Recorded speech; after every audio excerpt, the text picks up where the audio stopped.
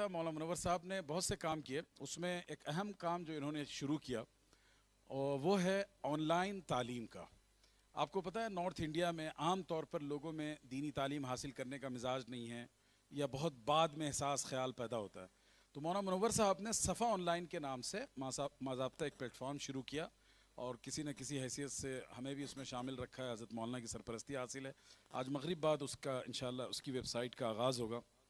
तो मुनव्वर साहब ये बताइए कि आपने जो कोर्स शुरू किया तो लोगों का कैसा रिस्पांस रहा? क्या मतलब ऑनलाइन कोर्स में लोग दिलचस्पी लेते हैं या नहीं लेते हैं? बहुत शुक्रिया उमर आबिदीन साहब, हमारे फाजिल दोस्त। सवाल के जवाब से पहले दो बातें और अर्ज़ कर दूं।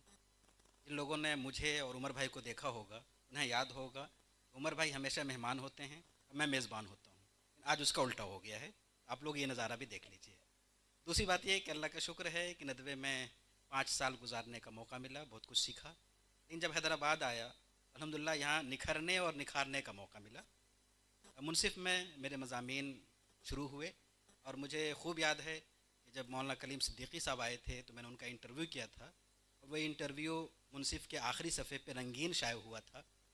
उस हवाले से दो बातें बहुत ख़ास हैं। मतलब सफ़ा ही रंगीन था, मिजाज नहीं।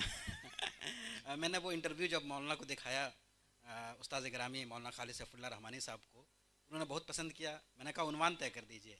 मौलाना बड़ा प्यारा सा उन्वान तय किया, 2 कलमे कलीम के बारे में। और उसके बाद अल्हम्दुलिल्लाह फिर ये सिलसिला शुरू हुआ। नौबत यहाँ तक आ गई कि मौलाना अशरफ साहब यहाँ तशरीफ़ फरमा हैं। उन्होंने मुझे बड़े से टैप रिकॉर्डर ख़रीद के दिया और जब भी माहद में हम मेहमान आते थे तो मैं उनका इंटरव्यू करता और वो मुनसिफ में शाये होता। तो ये मिजाज यहाँ से अल्हम्दुलिल्लाह बना और आगे चला। फिर दोबारा नदवे जाने का मौका मिला और नदवे में अल्हम्दुलिल्लाह दिगर इल्मी सरगर्मियों और फतावा की तरतीब के साथ तदरीस का भी मौका मिला। और अल्हम्दुलिल्लाह एक एक सेक्शन में 110, 115, 120 इस तरह तलबा हुआ करते थे, उनको पढ़ाने का मौका मिला। लेकिन उसी के साथ जो एहसास हुआ, दूसरा अपने मौजू पे आता हूँ, वो ये कि हमारा जो रिवायती तालीमी निज़ाम है ट्रेडिशनल, वो ख़ास उम्र के लिए है और ख़ास मरहले में है।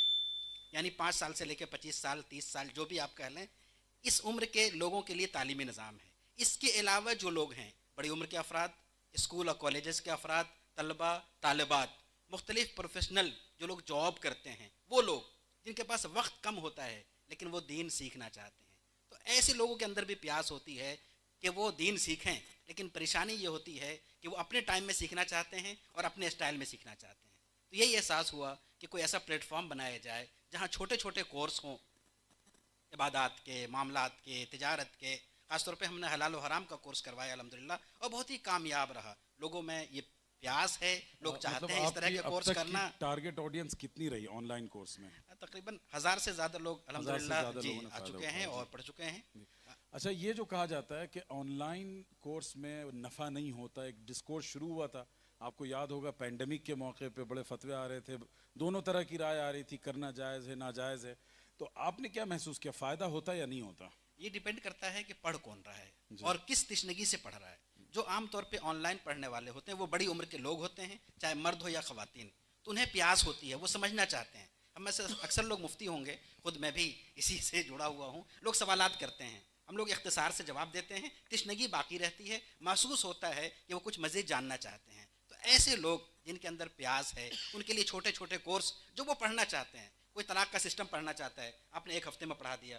कोई तिजारत का सिस्टम पढ़ना चाहता है, आपने 15 दिन में पढ़ा दिया। तो वो अंदर से पढ़ना चाहते हैं और उनका शऊर बालिग हो चुका है, तो फिर पढ़ाने में भी अच्छा लगता है और अगले को भी महसूस होता है कि हमें फ़ायदा हो रहा है।